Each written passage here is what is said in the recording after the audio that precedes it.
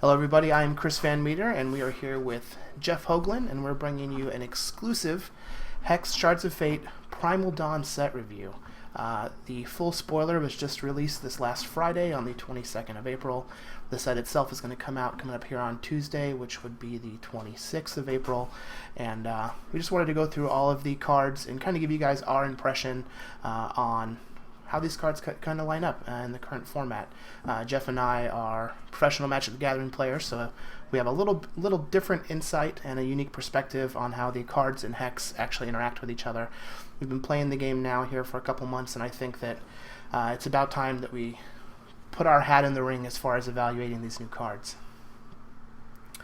Yeah. So let's go ahead and start with the first card. We're going to go through the different shards. First is going to be the Blood Shard. And so Bleed Out. It's a 2-cost, single blood threshold, quick action. Target champion that was dealt damage this turn sacrifices a troop. Do you see this possibly having some potential? Good night, Azure Fate Sorceress. That card with Spell Shield, we need some real answers to it. And while this isn't just like a dedicated, edict effect on its own, I think this could be reasonable. There's a lot of times where like that card gets into play, but it can't block the troop here to get through, and then you're able to kill the 4-drop with this. Yeah, I can definitely see that. There is a lot of times where Azure Fate just doesn't block anything, and for the most part, she doesn't. Primarily just being used to either benefit the troops that you're playing, or just as a way to draw cards with the draw gem along with Spell Shield. This not being a dedicated edict means that you have to like pair it with troops, and most of the time, like the blood-based control decks have quite a few troops, and even some that are difficult to block, like Exarch of the Egg doesn't really get blocked. Vampire Princess, Vampire King don't usually get blocked.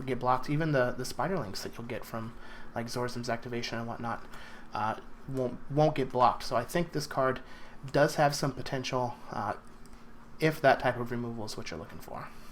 Yeah, I'd be surprised if it shows up in too many main decks, but I think this will be a strong reserve cards if like the Sapphire Wild deck that won the Hex 100k with the 4 main deck Azure Fate Sorceress and Spell Shield stays popular. Yeah, as for limited, I do think that this card will have some potential, but in limited, there's usually like a bunch of crappy 1 and 2 cost troops that are just randomly around on the battlefield, which is one of the main reasons that I just really dislike Merciless Color. A lot of people enjoy playing. They think that card's very good, and I think it's just absolute trash in limited. Like the only time it's ever good is like if you're playing in an Anna deck and you just have a bunch of Spiritbound Spies. But even then, you're killing like a Thunderfield Elder or a Lithe Lyricist when you don't need to, or just like random 1 and 2 drops that don't do anything. So like dedicated edict effects that are unconditional are like right on the cusp of playability in limited, but ones that are conditional I think are just bad. Yep. Alright, so let's go on to the next card. We've got Blight Vines. It's a 4-cost, 1 blood threshold troop, undead plant. It's a 3/2. And if you have a blood threshold, you can pay 2, discard this to give target troop -1/-1 this turn. Do you think this has any potential applications in constructed? I'd be very surprised if this card's constructed playable. I agree. I do think this card has potential in limited. So it's not the best body. A 3/2 for 4 isn't something that you're going to be very excited for, but it does fill spots in your curve when you need it, and just the ability of discard this -1/-1 to a troop has a lot of potential. Cards like Taint are actually playable in limited, and this is much better than Taint. Once we get into like the drafting, we'll be set 4, set 3. Like literally no reason to play Taint when you could potentially have Blight Vines. Yeah, flexibility is important. Like the deck that's curving out most often in games of limited is usually more powerful. So if you play this on 2 or 4, so that flexibility is good. Yeah, and the cheap removal like Rotcast, Fire Indignation, like those types of spells in limited are very good because it allows you to get to a point where you're doing multiple things a turn. So like in Magic, we use the term double spell. Like this will allow you to get into points where you're like 2-drop, kill your 2-drop or 1-drop, or like 3-drop, kill your 2-drop or 1-drop on 5, or you just play it as a 3/2 and be able to trade up against anything that has 3 defense. I definitely like this card. I think this is one of those cards where you're just like, I'll never be unhappy playing 1, but I don't really want to play 2 or more. Alright, next on the block is Blood Mist. 1 cost, quick action, 1 blood threshold. Target troop you control gets +1/+1 this turn, and you deal 1 damage to each opposing champion. Now, this card just feels real weak. Yeah, it's like a combat trick that's not even a very potent combat trick. Like it's got like this random upside where it like deals 1 damage to your opponent in addition to giving your guy a little bit of a buff, but it's not even a permanent buff. So yeah, with the with Hex making it so that you like the digital aspect having permanence on a lot of the effects is one of the big draws for this game, and it's what makes a lot of the cards extremely powerful. And with this card not having it, I just feel it just makes it basically unplayable. The difference is, in set 4, there are a lot of cards that will trigger or do extra things if your opponent was dealt damage this turn. So this could be a way to enable that. Kind of similar to one of the core sets, one of the M sets in Magic, when they brought back Bloodthirst as a theme, like the 1/1 Goblin where you could tap to do a damage to your opponent was just like one of the best cards in that limited format because it enabled all of your Bloodthirst cards. And this is a card that I could see, enabling that, sort of Bloodthirst type mechanic that they have in set 4. it's super conditional though. Like having to have a troop on the field to get that damage. Like if it was just like 1 free damage with no other conditionals, maybe it would be like flexible enough. But I'd be very surprised if this is like maybe if it's like your 23rd card or your 24th card in a low curve deck. Yeah. Definitely feels like a 23rd card. Alright, so now we've got the first rare that we're going to review, Brood Count. So 5 costs, double blood threshold, Venom Warrior. It has Crush and is a 10/5. That's pretty big. And if it would deal damage to an opposing champion, you create a Spiderling egg for each damage that would be dealt and put it into that champion's deck instead. That's a lot of spiders. This card's sweet at the very least, right? Like, yeah. I love the design on this card. I feel like this might be constructed playable. I don't know. It's close because you have Brood Baron fighting for that 5 slot, kind of doing similar things to what this does. Yeah. And Sartaxis also at the 5 spot in those Blood Sapphire Venom decks. The upside to this guy is that his stats allow him to like fight with other things in combat a little bit better than those other alternative options do, but those other options like the Brood Baron and the other card that you named, Zartaxis, they actually have a little bit more powerful effect for the worst body that they come with. Yeah, I'm not quite sure how to evaluate this. I feel like this is just like going to be a snap bomb and limited, like a 10/5 for 5 is just huge.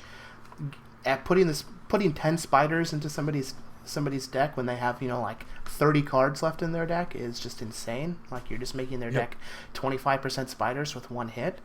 But I just don't I don't feel like that's a powerful enough effect for limited. Like the decks are 60 cards to start out with.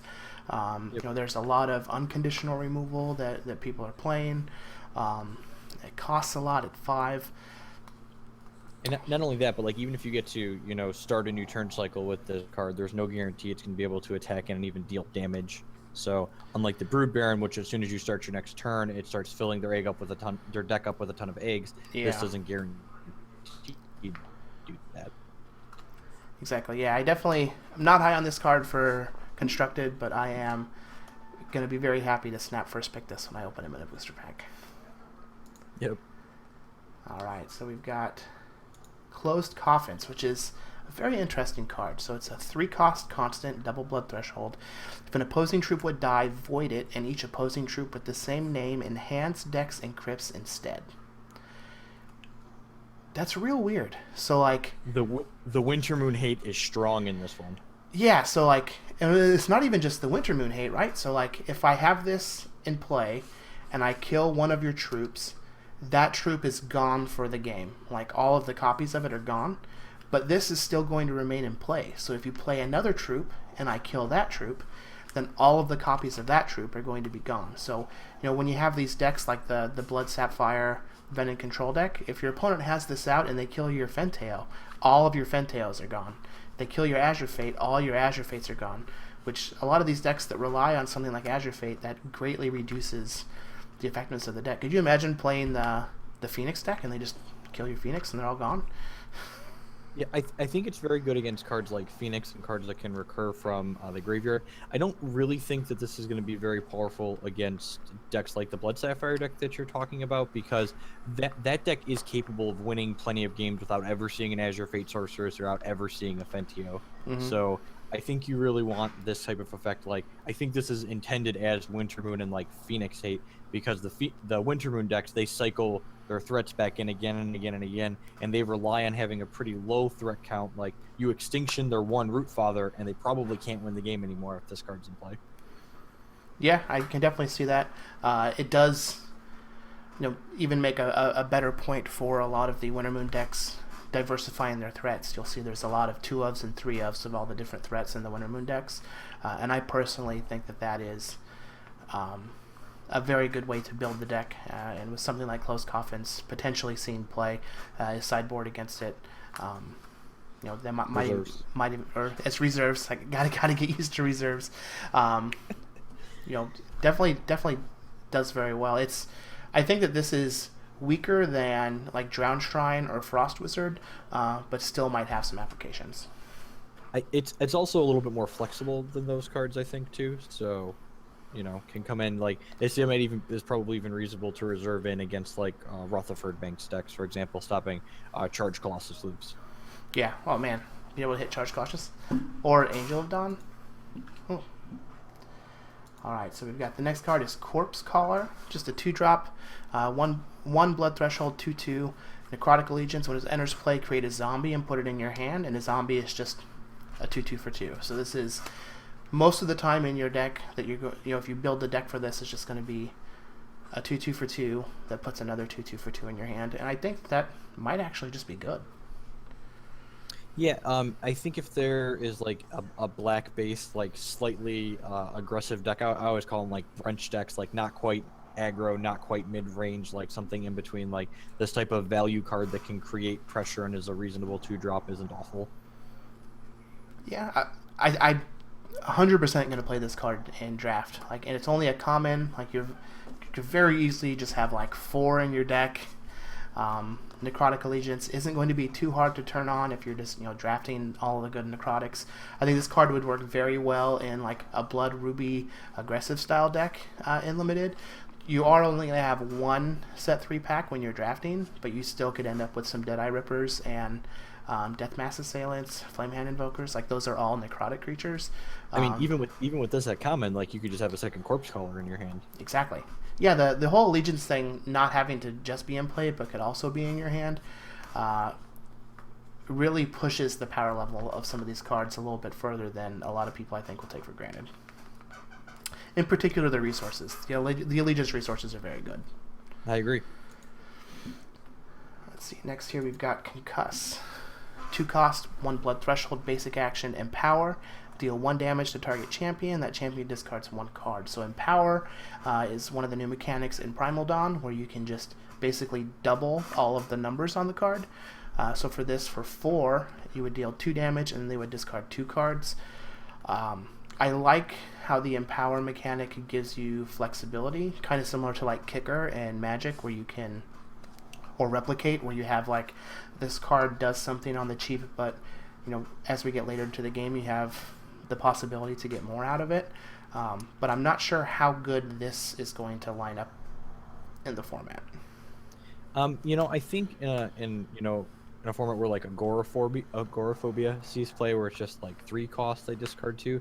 I think the flexibility that this card can offer, like filling out the 2 on your curve or the 4, is probably worthwhile. Like a lot of the times the blood decks are pretty stocked up on 3 drops between playing Fentio and Vampire Princess. So And then having, like all the good removal is 3/2. So yeah, so like being able to just like, oh, it's turn 2, I guess I'll just like take my 1-for-1 with a point of damage for you, or like you said, being discard 2 later in the game. I think this could be reasonable, even if it's just like a reserve card for blood against like the more controlling decks in the format, like Wintermoon.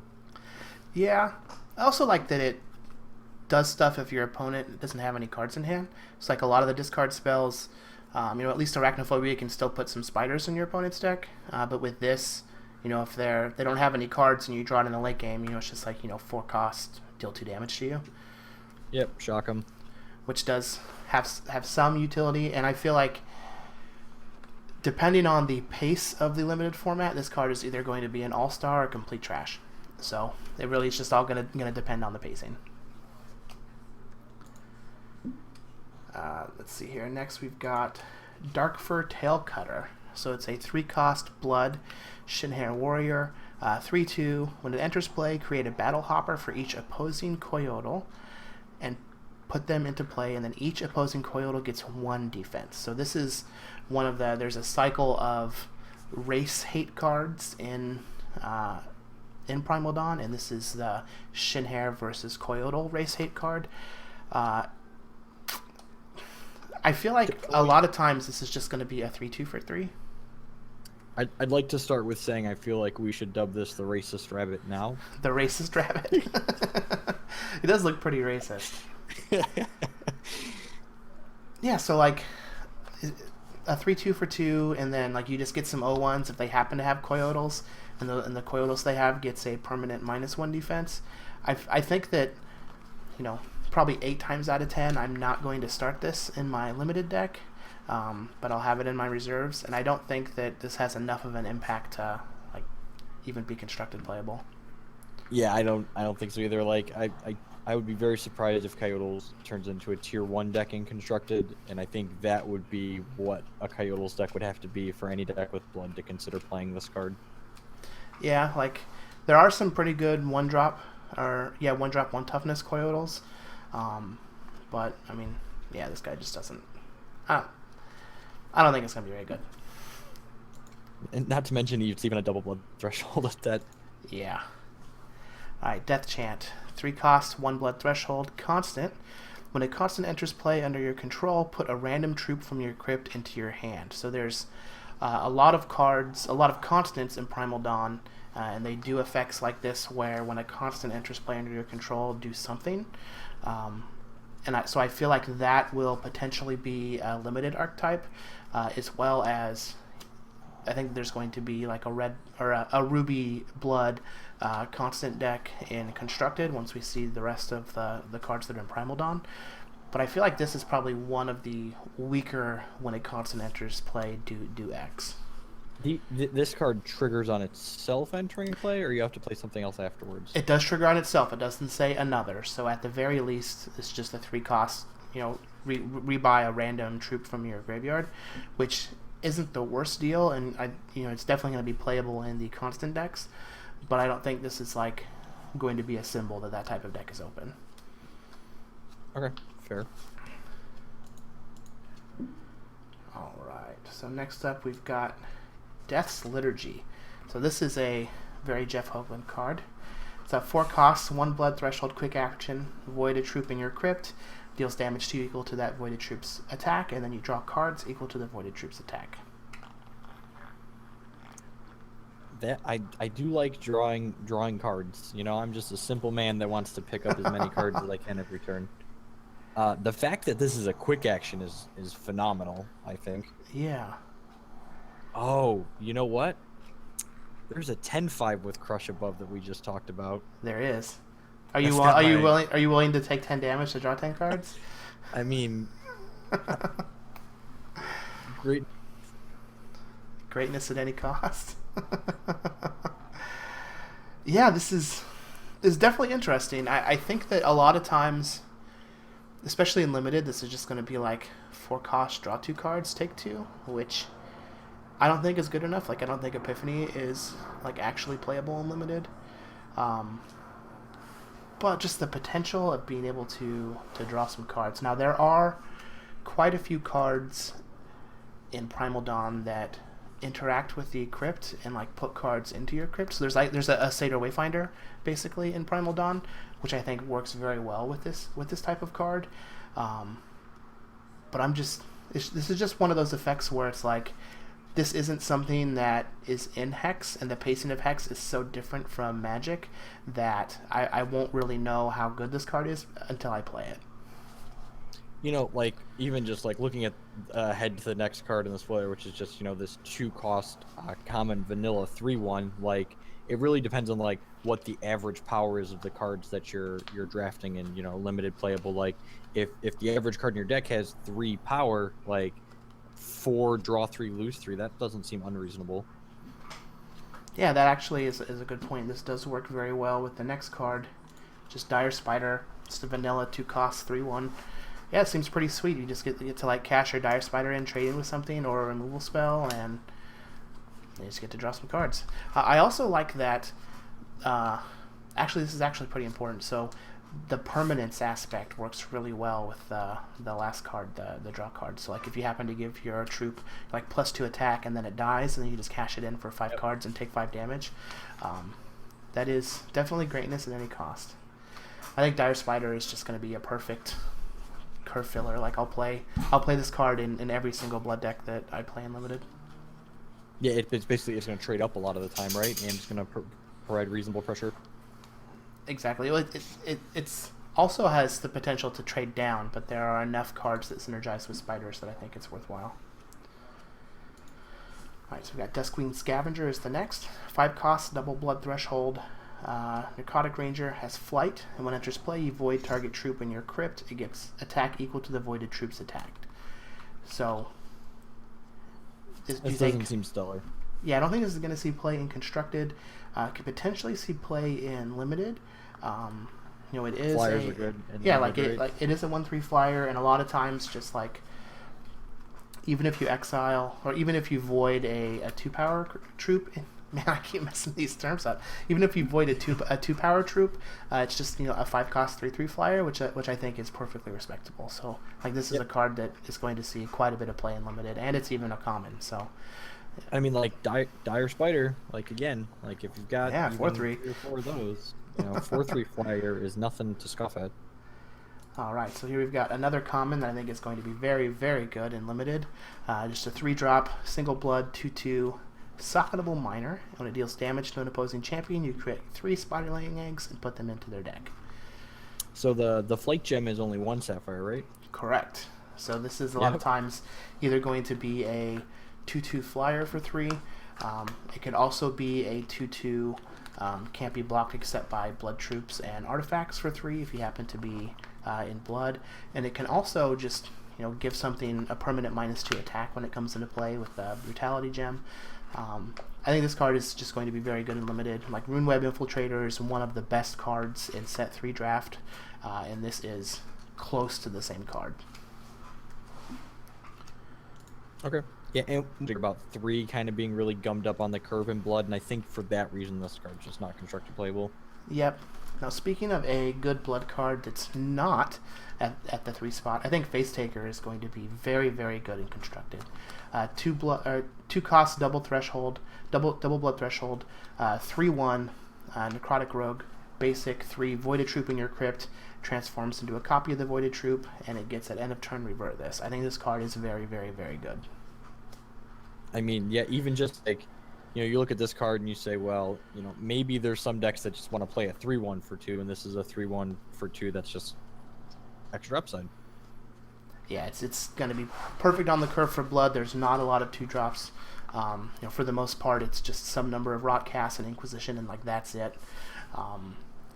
And then you're going to be able to just like turn it into other things. And I feel like this might even have the potential in like a blood wild graveyard style deck, where you're just trying to put, you know, giant creatures into your crypt, and then just turning Facetaker into copies of those creatures. I mean, Like, this card's even good too because Vampire Princes and Vampire Kings are basically must kill on sight for a lot of decks. So if you like curve this into a vampire and then they kill your vampire, well, all of a sudden the Facetaker could take a card out of their hand now too. exactly. And then you even have things like Uranaz. You just turn this into a copy of Uranaz, attack your opponent for I believe it's a 6/6, and then you just get to race dead one of their creatures that's in their crypt and put it into play on your side. Like I feel like Facetaker is going to be a very good card in the new meta. Yep, and you could even go as deep as like Inquisitioning yourself to get your fatty into the bin. Yeah. I think this might also have potential with looters. So like the rummaging guy doesn't really even see play in limited. But if there becomes like a reanimator style deck using Facetaker and cards like Rise Again, like the looting effects are going to be really important. Yep. All right. Up next we have Festering Decay. Just 1 cost, single blood. Additional cost to play this. Void a troop in your crypt. Target troop gets -3/-3. So, voiding troops in your crypt are something a lot of these cards do, and like the math is going to be interesting. Like, what is like the minimum number of troops you need to play? How many of these cards that require this cost basically to be played effectively? Yeah, it's again. I just keep coming back to this Satyr Wayfinder card. The Cottontail Explorer, I think is its name. I think the card is just going to be very, very, very important. Not only does it like help smooth your draws for finding shards, but it is just very good at enabling a lot of things that you can do with your crypt that hasn't been in the game already. And I feel like these types of cards you're wanting against the aggressive decks, and you don't really have time to make sure there's a troop in your crypt to be able to utilize this as a removal spell.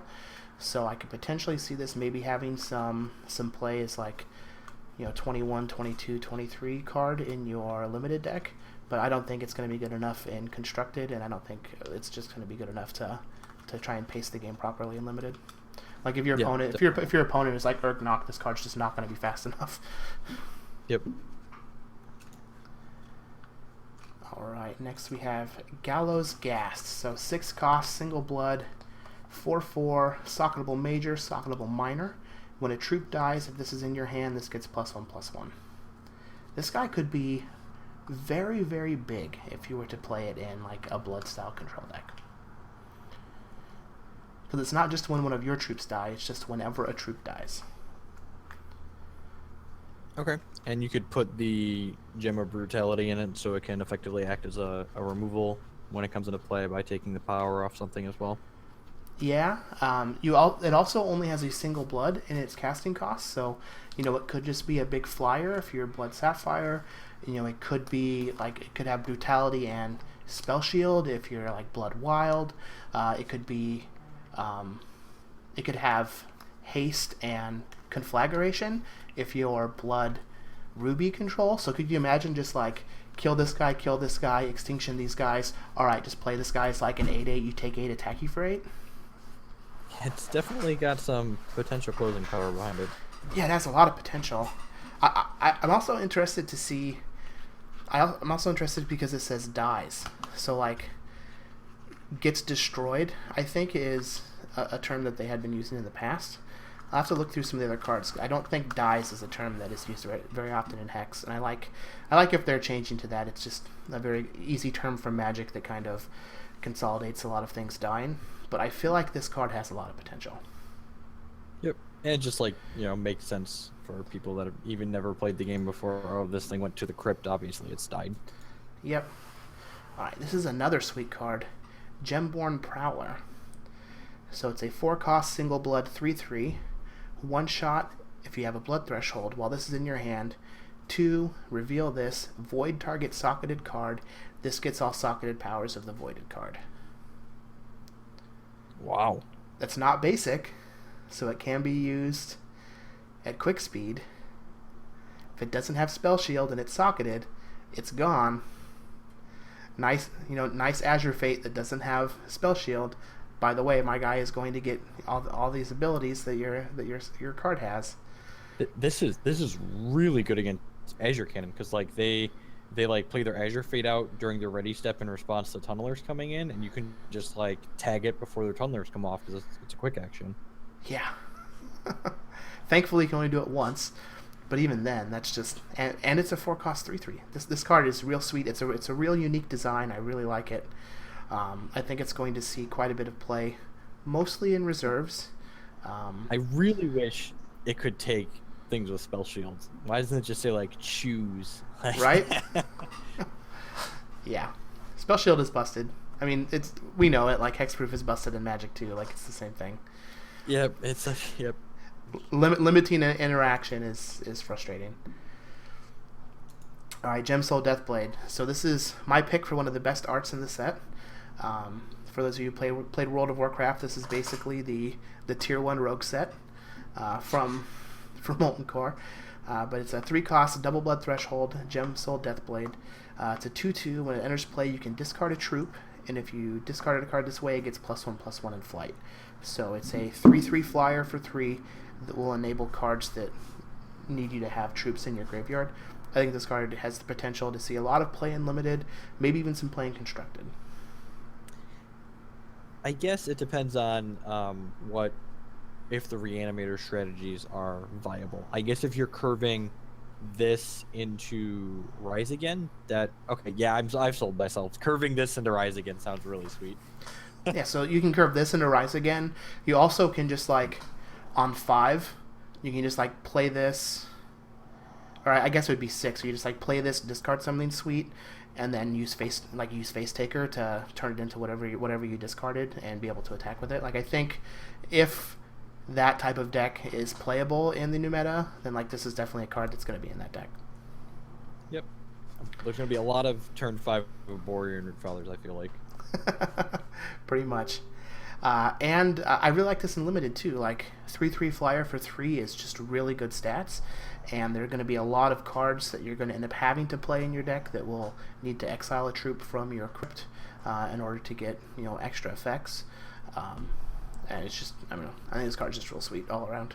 Yeah, like curving Gemstone into Duskwing Scavenger, like you all of a sudden have 7 flying power on the table. Yep. Nightmare. So here we have one of those cards that is turned on by Blood Mist. So it's a 3-cost, single blood, 2/1 flyer. When it enters play, it deals 2 damage to each opposing champion that was dealt damage this turn, and you gain health equal to the damage that dealt this way. So it's, if you're able to find some way to deal damage to your opponent, this will just help you continue to put on pressure. It's a decent body and Limited, just a 2/1 flyer. Can drain for 2 if they already took 2 damage. This is just a card that I'm probably going to play most of the time in any of my Limited decks. Don't really ever see myself playing this in Constructed, though. Yeah, there's the 2/1 flight that makes your opponent discard a card when it comes into play. That's almost strictly better than this in most situations. Yeah, just much better. That card, I feel like that card is not as popular as it should be, and like a lot of the blood control decks are like playing like 3 or 2 or none, and I feel like if Vampire Princess wasn't so busted and you had all these other 3s, like it'd be an auto 4 of. Yep. So many 3s. Alright, Grave Offering. 4-cost, double blood threshold, empower, put up to 2 target troops and crypts into your hand. So just a double raise dead, or you can pay 8 and rebuy 4 troops. Don't think this is going to see any play in Constructed. Definitely going to be a good reserves card in Limited and very attrition-heavy matchups. I would like to point out that you can take cards out of your opponent's crypt with this. That is interesting. There are quite a few cards that allow you to do that, which is pretty cool if you're playing against an opponent who's on the same shards as you. Yeah, not only that, but the fact that you can take cards out of their crypt means that if a reanimation strategy is popular, this is a functional hate card in addition to being able to generate value for yourself. Yeah, so you can just take their Urnaz out of their crypt. That way they can't rebuy it with Rise Again or something. Definitely important to note. Alright, next we have Grim Justice.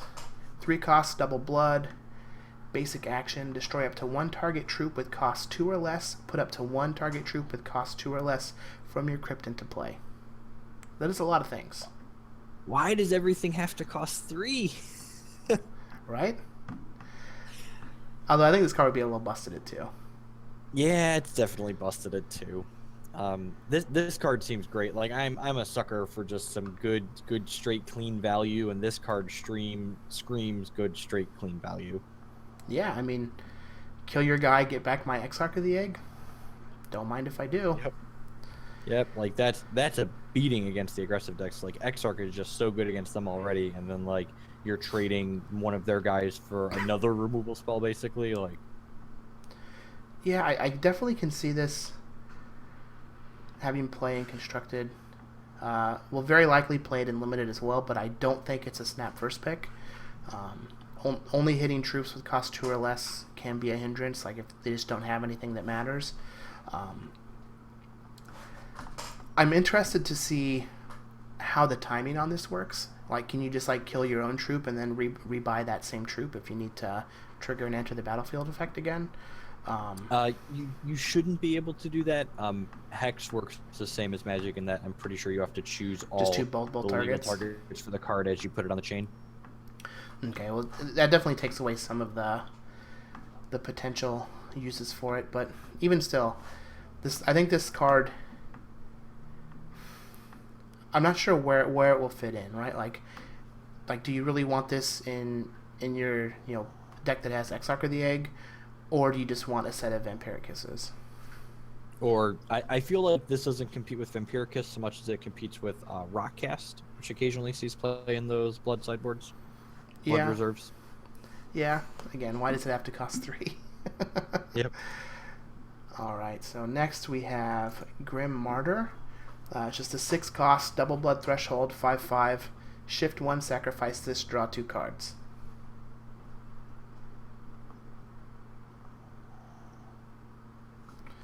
And so shift 1, that means you're sacrificing this card, or you're sacrificing... Whatever you shift it onto gains that ability. So this already can just sacrifice without paying anything to draw 2 cards, or you can shift that ability onto something else.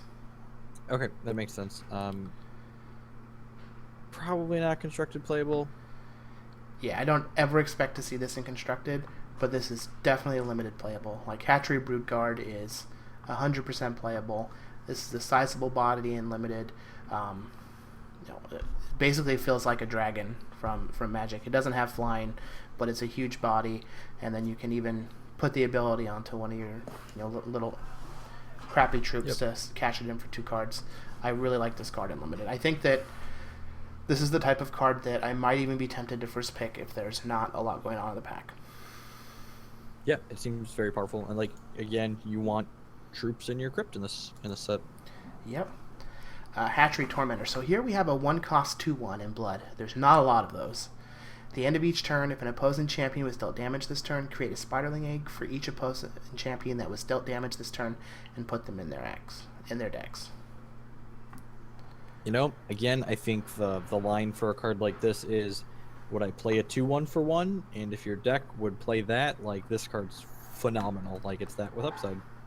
Yeah, this is like, the spider-based decks are usually very controlling, but this leads you down an aggressive route, right? So, like, if you curve this into Runeweb Infiltrator, your opponent has to start interacting with you right away, otherwise they're going to just like get ran away with spiders. I do like how this interacts with Eggblight Afflictor in Limited. Like, they don't ever really want to block it because they don't want to give you the value with the Spiderling Eggs. But if they don't block it, then you're going to be generating value with the Spiderling Eggs. And once you start getting spiders, it kind of keeps snowballing just because like they have unblockable and they're just going to be dealing damage. So I think this is going to be a very, very good card in the Spider archetype in Limited, and might even just be playable as a 2/1 for 1 in Constructed. Yeah, I definitely think that there's going to be a blood-based aggressive deck, maybe even splashing a second color, and like that deck probably wants a 2/1 for 1. Alright, so next here we have Madness of the Mountain God. 4 costs, double blood threshold, 4/4, and power, and each champion maximum hand size is reduced by 3. So for 8, we get an 8/8 that reduces everyone's hand size down to 1. That's interesting. Yeah. And again, I feel like this is another piece of, okay, we need to make the control decks slightly worse because this card's a real beating if they don't have counter magic to answer it. Yeah. Now, I haven't had a chance to play with Empower, and if I remember correctly from seeing Neo play on the test room some while he was streaming, when you right click on a card that has Empower in your hand, you can choose to empower it and it just doubles everything while it's still in your hand. If that's how it works, that might be real interesting for these like discard reanimator type cards where you can just empower this into an 8-cost 8/8 and then dump it into your crypt and then put it into play. Oh jeez. I'm not sure if that's exactly how it works, but I think I recall seeing Neo do that, where like when you empower the card, it's still in your hand when it doubles everything, and then you play it, like it doesn't get empowered when it goes on the chain. And if that's the case, that might be pretty sweet with, discard reanimate or any show and tell style card where you just get to put things into play from your hand. Yeah, definitely. I have to look into that, but at the very least, this is just like a 4/4 for 4 that could potentially make your opponent have to discard a card if you play it early enough. Yeah, and again, like the Ruby Blood Dual Shard is orc triggered, right? So yes. All right, so we've got Midnight Paladin. It's a 4-cost single blood 2/2 life drain. When it enters play, it deals 1 damage to each opposing champion for each different threshold you have. And it has life drain, so you'll gain some life off of the initial damage that it deals. Do you think so? In a world where a 5 shard or a 5 threshold deck is playable, because there is a colorless champion that gives you thresholds in Primal Dawn, and we'll review the champions at the end. Is this playable in that style of deck? Maybe, if the aggressive decks are getting better, this effect is reasonable, even if you just play it on 4 with 4 thresholds, like gain 4, they take 4, and then it probably gains another 2 when it trades with something in combat. Yeah. Yeah, I guess I could see that. I also like that it's an interplay ability, so you can, if you have ways to rebuy it and then cast it again, then you can trigger that again. But I don't know, I feel like the body is just too small. Sorry, I just feel like there's a lot of factors that determine whether or not this card could be playable and constructed. 1, the multi-shard deck has to be playable, and then 2, aggressive decks also have to be good in addition to that deck being playable. Yeah. I think that this is perfectly fine and limited, though. It's just like a 2/2 life drain for 4 that's probably going to do 2 and gain you 2 when it comes into play, since you're very likely going to be a dual shard deck. There are a lot of colorless ways to fix your threshold. So I could see like blood-based decks in limited that are like going to have access to 3 or 4 different thresholds because of those colorless the artifacts that will be able to take advantage of this, but I don't really think it's going to port over to constructed very well. Yeah, like I said, I would not be surprised if all the factors don't work out for Midnight Paladin to be constructed playable. Yeah. Alright, so here we have Necropolis Blackguard. It's a 4-cost double blood threshold, 6/6. Shift 1. At the start of your turn, this deals damage to you equal to its attack. So it's just a big body that if you're not able to shift the ability off, you're getting domed for 6 next turn. Yep. I mean, like, if there's a blood-based, this could be the top of the curve. Yeah, I mean, I still feel like getting domed for 6 the next turn and then making it so that like you have to use a resource to get rid of this to stop it from happening again might be too big of a drawback to make this playable. That's fair. But if not, then man, this could be good, especially if there's a way to give it speed. If you can give this speed, that definitely could be real good. I don't think this is going to be good enough in limited though. Like just like a 4-cost 6/6 that could potentially do 6 to you next turn just makes you real weak to decks that are trying to race you. Anything with flyers or a bunch of evasion. Yep. And going back to constructed, if this is playable, it could even just be like a reserves card in matchups where one, your life total is never being pressured, and two, they're never going to be blocking it. So even if it's just dealing 6 to both of you each turn, you're probably winning that race. Yeah, kind of like the constructed decks in Magic last season that were like boarding Pitiless Horde. Like this feels Correct. exactly like Pitiless Horde. Yep, agree. All right. So here we have Plagueheart, the old Rotting Mastodon. So we got a 6 cost, blood threshold, 2/7. When it attacks, it gets lethal. I feel like this is never going to see any play in constructed and has the potential to be like a limited reserves card if you're playing like just a deck that's going to stall things out quite a bit. But being 6 cost instead of 5 cost on cards like this is a pretty big downfall. I feel like if this was like a 1/6 for 5 or a 2/5 for 5, it would be much better and make me think that it's more playable in limited. But as is, I think it just sucks. Yeah, got to right. Got to fill those comment slots in the packs with something, right? That's true. There's got to be bad cards. Alright, Priest of the Sacred Web. 2 costs, single blood, 1/3, which is surprisingly good stats, especially in limited. Pay 1 resource, sacrifice another troop, create 3 spiderling eggs for each opposing champion, and put them into their decks. This seems like an engine card.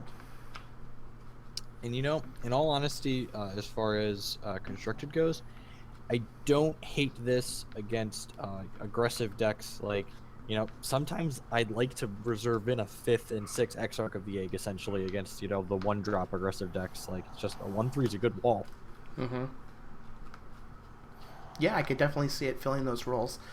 I think this card is going to be extremely good in limited, just turning all your chump blockers into 3 eggs. Being able to turn spiders that you generate out of the eggs into more eggs. I think that this is just another good card. So like the spider deck was so good and triple set 3 limited that the bar is set pretty high for that deck to continue to be good once it turns over to 4/4/3 on drafting. And I think that we're getting real close.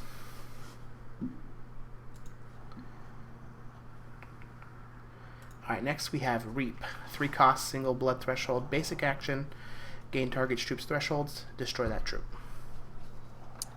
The first thing I always do when I look through a new set is show me the removal, and this is purely unconditional removal with upside.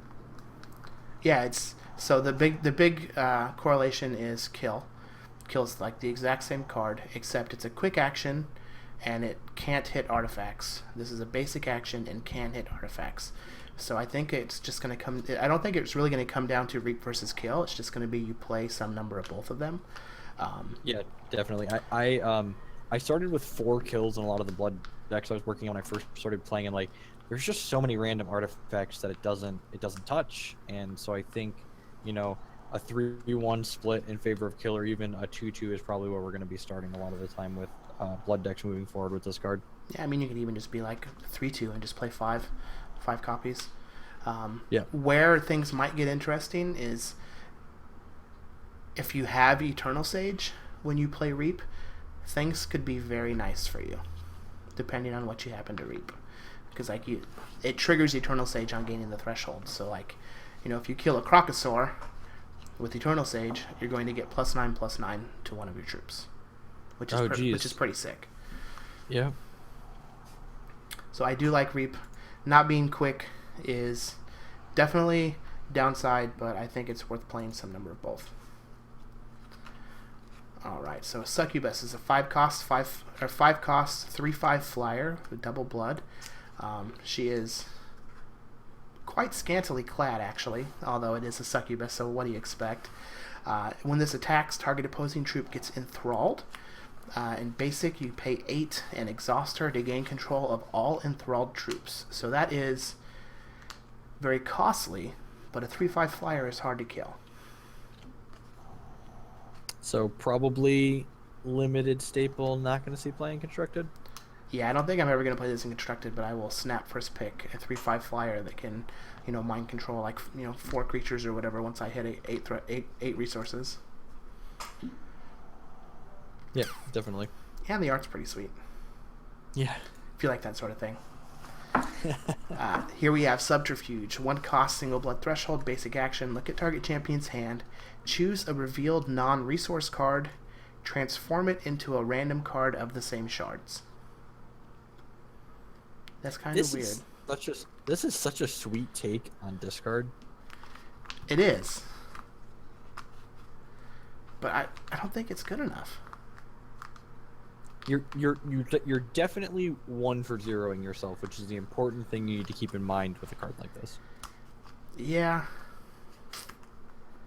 Yeah, I just don't think it's good enough. Although, yeah, like, yeah. Okay, wait. Here's something interesting.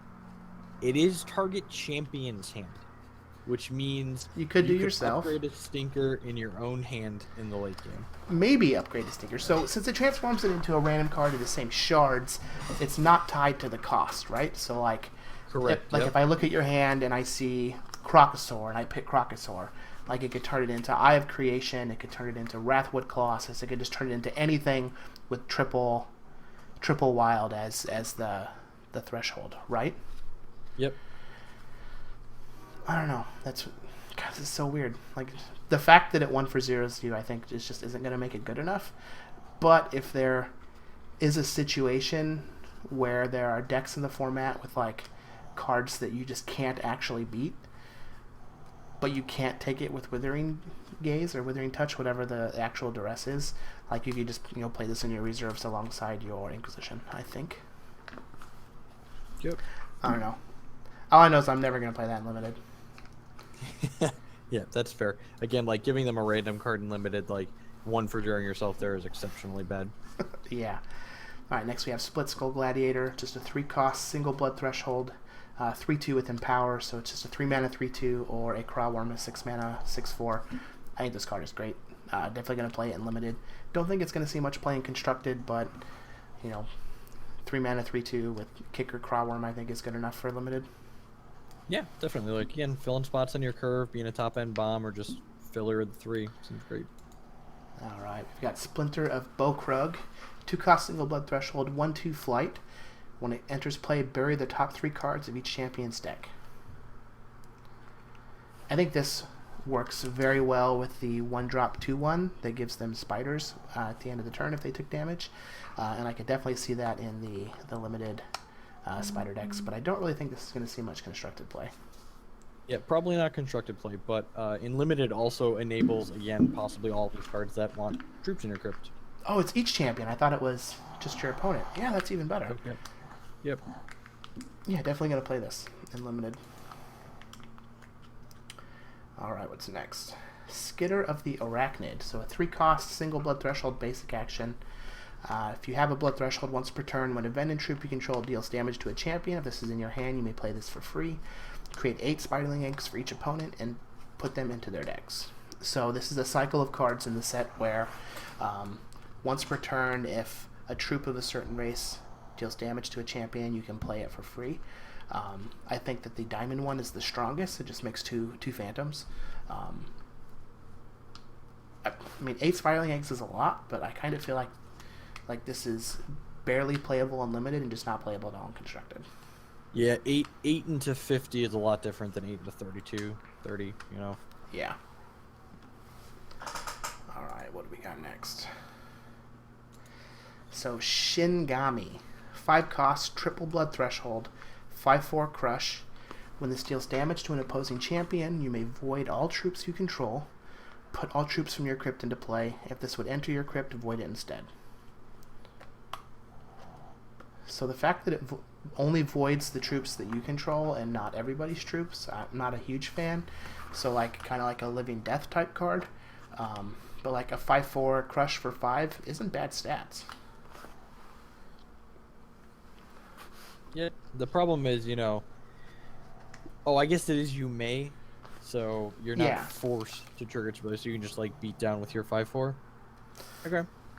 Yeah, and it's not unique, so you could just curve 5/4 into 5/4. The art's sweet, that's for sure. Yep. But I mean, yeah, just kind of sad. I like I like the 5-drop legendaries. I tend to want them to be exceptionally powerful, and this one just really isn't. Yep, I would agree. All right, so here we have Shadowtail Rider. Apparently there are bikes on Intrath, and bunnies ride them. Yep. We've got a 1-drop blood, 1/1, 1-shot, 0, gets unblockable this turn.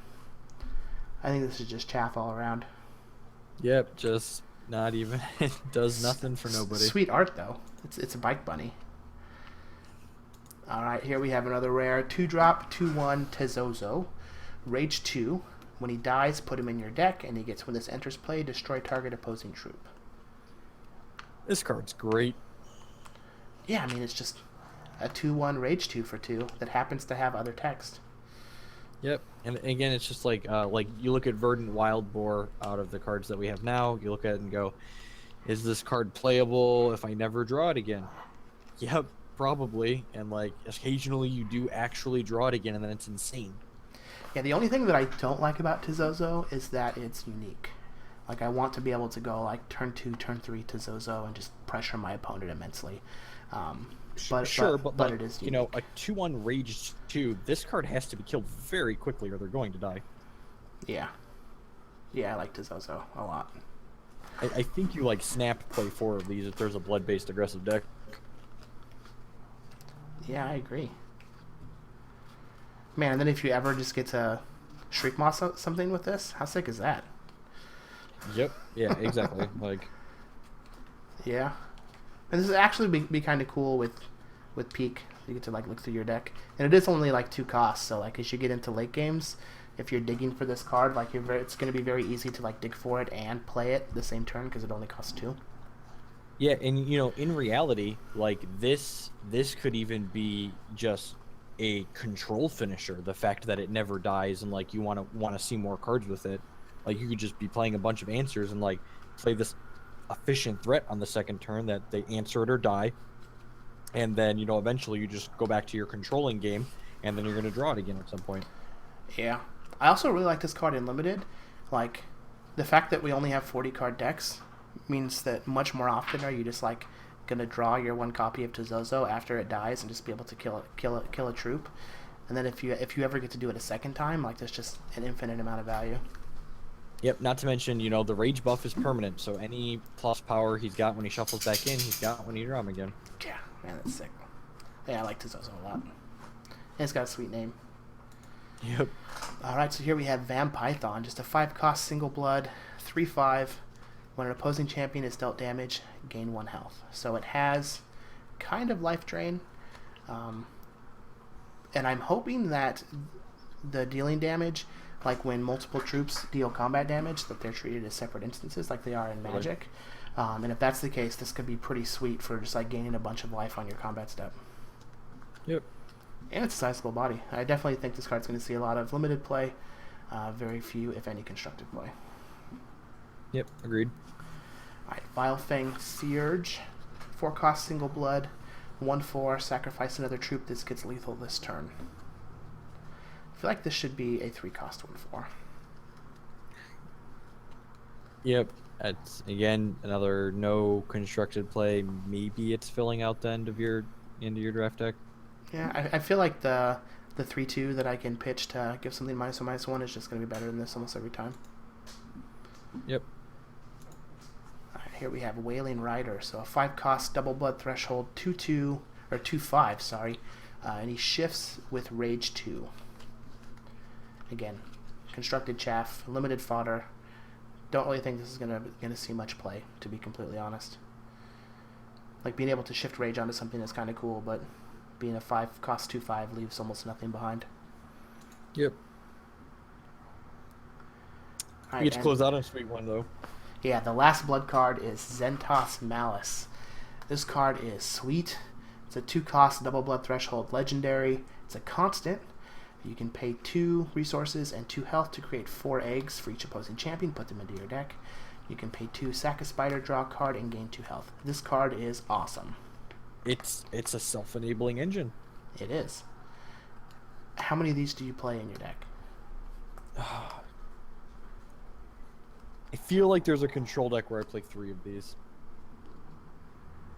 Because I guess it depends on how much constant removal you're expecting out of your opponents, because like the second one does actual nothing while the first one remains on the table. Yeah. Yeah, I'm not quite sure how many I play, but I feel like this is the type of card that can just actually win the game all by itself. This, and you know, if you're not playing a control deck, you're playing like a mid-range or even an aggressive deck, like this is a phenomenal card to board in against a control deck. Yeah. Yeah, I feel like Winter Moon does not deal with piles of spiderling eggs at all, and you can like just pour as many resources as you have life points into this card. Yeah, I feel like this card. Is it possible just to like play 4 and build a deck that just uses this as the win condition? I definitely think that there's a deck that can use just this as a win condition, but I feel like if this is your only win condition in that deck, you could probably get by on playing 3 of them, because you're probably seeing a lot of cards in this deck. Fair. Yeah, man, this card is sweet. I definitely like ending the blood section on a high note. I think this is so far the best card that we've seen. It's not my favorite card, and I don't think it's the best card in the set. That is to be seen in the later installments. But make sure you guys stay tuned for the next video where Jeff and I are going to go over the next shard, which looks like it's going to be Diamond, which has some real sweet cards in it then. So thanks for watching, and we'll see you guys in the next video. Make sure you stay tuned.